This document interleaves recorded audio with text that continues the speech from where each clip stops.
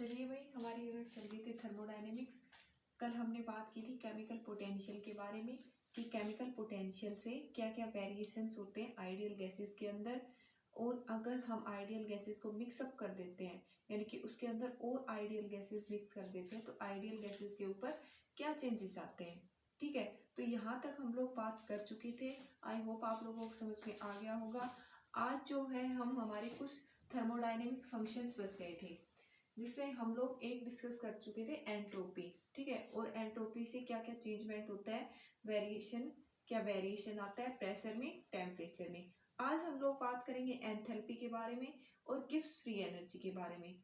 ठीक है, तो एंथैल्पी देखते हैं। एंथैल्पी में है भाई, एंथैल्पी जो होती है वो एक टाइप की क्या होती है, एक हीट होती है। ठीक है, यानी कि एक एनर्जी की फॉर्म होती है।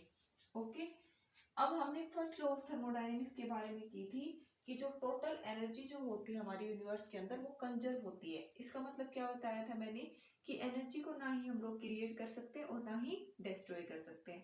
ठीक है, अब जो फर्स्ट लॉ ऑफ थर्मोडायनेमिक्स था वो क्या कहता है कि जो टोटल इंटरनल एनर्जी जो है वो किसके इक्वल होती है, हीट के और वर्क डन के। ठीक है, और जो वर्क डन होता है वो होता है माइनस पी डेल वी। ठीक है, अब हम चलते हैं फर्स्ट लॉ ऑफ थर्मोडायनेमिक्स के ऊपर। फर्स्ट लॉ ऑफ थर्मोडायनेमिक्स कहता है कि जो इंटरनल एनर्जी है वो हीट और वर्क डन के बराबर होती है। ठीक है, उसके बाद इस क्यू को हम इस साइड लेके आ जाते हैं, तो ये क्या हो जाता है, डेल यू माइनस डब्ल्यू। और वर्क डन की वैल्यू मैंने क्या बताई है, वर्क डन की वैल्यू क्या होती है अगेंस्ट एक्सटर्नल प्रेशर, तो माइनस वी डेल वी। ठीक है, ये दोनों माइनस माइनस प्लस हो जाएंगे। ठीक है, अब इसके बाद क्या होता है, जितनी ज्यादा हीट एब्जॉर्ब होगी, जितनी ज्यादा हीट एब्जॉर्ब होगी वैसे वैसे इंटरनल एनर्जी एब्जॉर्ब होगी।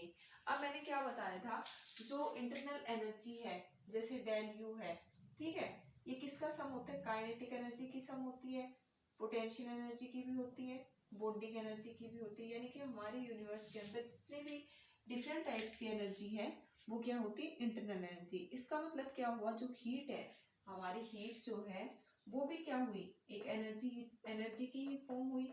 और डेल यू की जगह फिर हम क्या लिख सकते हैं, क्यू भी लिख सकते हैं। इसलिए ये जो फॉर्मूला है इसको q equal to del u plus p del b. Okay, अब इसके बाद है कि जितनी ज्यादा हीट एब्जॉर्ब होगी वैसे वैसे इंटरनल एनर्जी जो है हमारी इंक्रीज होती जाएगी। अगर इंक्रीज हो जाएगी तो कैसे करेंगे, फाइनल स्टेट से इनिशियल स्टेट में। ठीक है, u2 माइनस u1। और अगर इंटरनल एनर्जी चेंज होगी तो वॉल्यूम भी चेंज होगी, वॉल्यूम चेंज होगी तो क्या होगा, v2 माइनस v1। ठीक है, अब इसको हम पुट करेंगे इस फॉर्मूले के अंदर। ठीक है भाई, यानी कि Q equal to u2 minus u1 plus P v2 minus v1। हमारे पास क्या आएगा, u2 plus pv2 minus u1, ठीक है, प्लस pv1। ओके, अब u प्लस pv क्या होता है, u प्लस pv क्या होता है, एक टाइप की एंथैल्पी होती है, यानी कि एक टाइप की हीट की फॉर्म ही होती है। ठीक है, जिसको हम डिनोट करते हैं H equal to u plus pv से। अब अगर वॉल्यूम इंक्रीज हो रही है, इंटरनल एनर्जी इंक्रीज हो रही है, तो एंथैल्पी भी इंक्रीज होगी।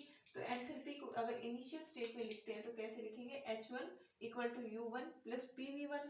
और फाइनल स्टेट में लिखेंगे तो क्या लिखेंगे, H2 equal to U2 plus PV2। ठीक है, तो हमारे पास क्या आई हीट, H2 माइनस H1। तो इस कंप्लीट को लिखेंगे del H equal to del U plus P del V। ठीक है, ये था हमारा डेरिवेशन एंथैल्पी को लेके। अब क्या होता है, कई बार आपके आईजीयू यूनिवर्सिटी क्या पूछती है, उसमें पूछती है कि एंथैल्पी की फिजिकल सिग्निफिकेंस क्या होगी या स्पॉन्टेनिटी ऑफ रिएक्शंस क्या होगी। ठीक है, तो उसका मतलब यही है, फिजिकल सिग्निफिकेंस का मतलब यही है कि इंटरनल एनर्जी के बारे में बताओ भाई तुम, एंथैल्पी के बारे में बताओ, और उसके बाद जो होता है डेरिवेशन बताओ। ठीक है, तो इस डेरिवेशन के अंदर कंप्लीट स्पॉन्टेनिटी भी आ जाती है और इसकी फिजिकल सिग्निफिकेंस भी आ जाती है। चाहे तो आप इस पार्ट को थ्योरेटिकल भी लिख सकते हो या फिर इस डेरिवेशन से प्रूव भी कर सकते हो। ठीक है भाई, तो इसको नोट करो। इसके बाद हम लोग गिब्स फ्री एनर्जी डिस्कस करते हैं, नोट करो।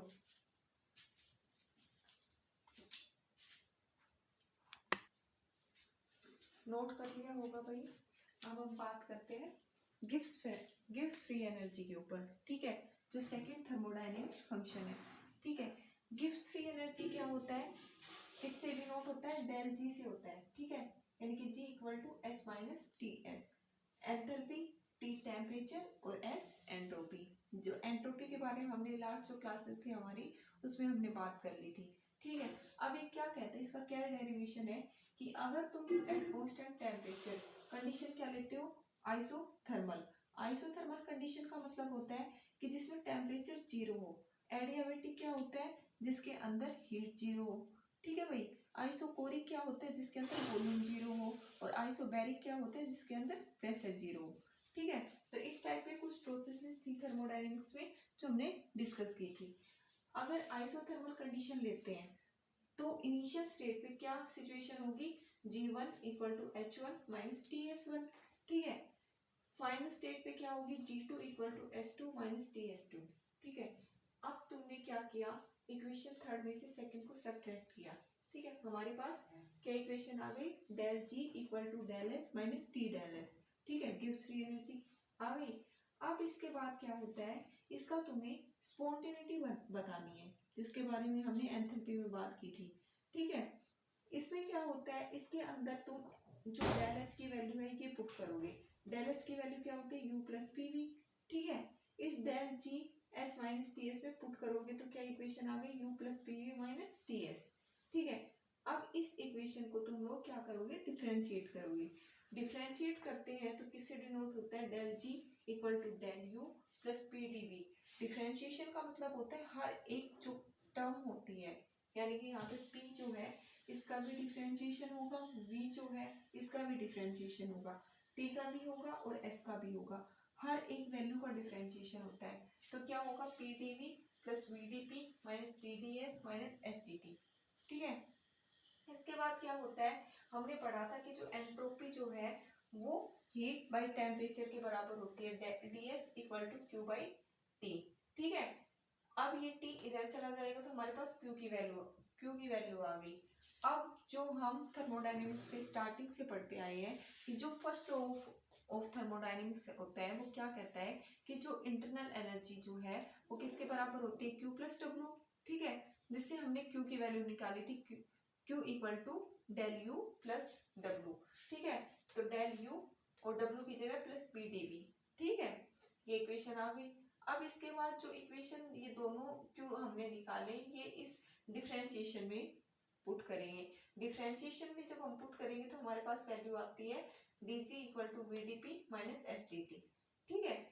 फर्स्ट जो टर्म थी वो हमने एट कांस्टेंट टेम्परेचर पे निकाली थी, अब हम कांस्टेंट प्रेशर पे निकालेंगे। जब कांस्टेंट प्रेशर करते हैं तो क्या होता है, वैल्यू जीरो हो जाती है। यहाँ पे vdp है तो ये जीरो हो जाएगा, हमारे पास गिव्स फ्री एनर्जी की वैल्यू आ जाती है माइनस sdt, यानी कि किसके ऊपर, एंट्रोपी के ऊपर, एंट्रोपी का अगेंस्ट, ठीक है। तो हमारे पास एंट्रोपी क्या आती है, माइनस में। अब ये जो माइनस साइन है जब इस गिव्स फ्री एनर्जी के अंदर पुट करेंगे तो हमारे पास कैसी इक्वेशन निकल के आती है, हमारे पास आती है गिव्स हेल्महोल्ट्ज इक्वेशन, जो कि गिव्स फ्री एनर्जी को वेरीफाई करता है, ठीक है भाई।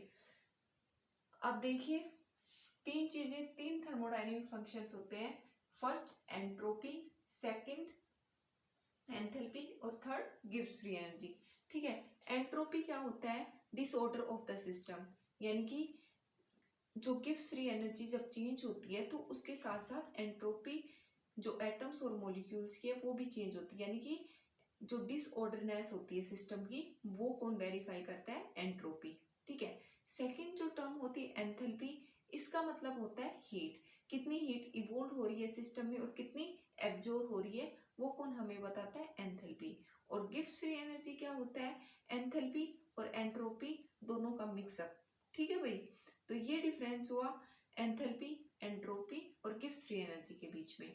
अब इसको नोट कीजिए इस डेरिवेशन को, ये भी वही वैसा ही सेम डेरिवेशन है, इसके अंदर भी यही क्वेश्चन आता है कि गिव्स फ्री एनर्जी का डेरिवेशन और इसकी फिजिकल सिग्निफिकेंस देन इसकी स्पॉन्टेनिटी। तो आपको बिल्कुल भी टॉपिक से अगर थोड़ा सा भी हेडिंग चेंज करके दे दे तो आपको कंफ्यूज होने की जरूरत नहीं है, उसके अंदर यही सेम डेरिवेशन आएगा, ठीक है। अब इस थर्मोडायनेमिक्स में आपके दो टॉपिक बच गए, एक तो पार्शियल मोलर प्रॉपर्टीज और एक गिब्स ड्यूहम इक्वेशन। हम अकॉर्डिंग टू आईजीयू यूनिवर्सिटी के सिलेबस करवा रहे हैं तो उसके हिसाब से हमारी यूनिट जो है वो थर्मोडायनेमिक्स कंप्लीट हो जाएगी, ठीक है। अब इसको नोट कीजिए, उसके बाद हम ये टॉपिक करवाते हैं दो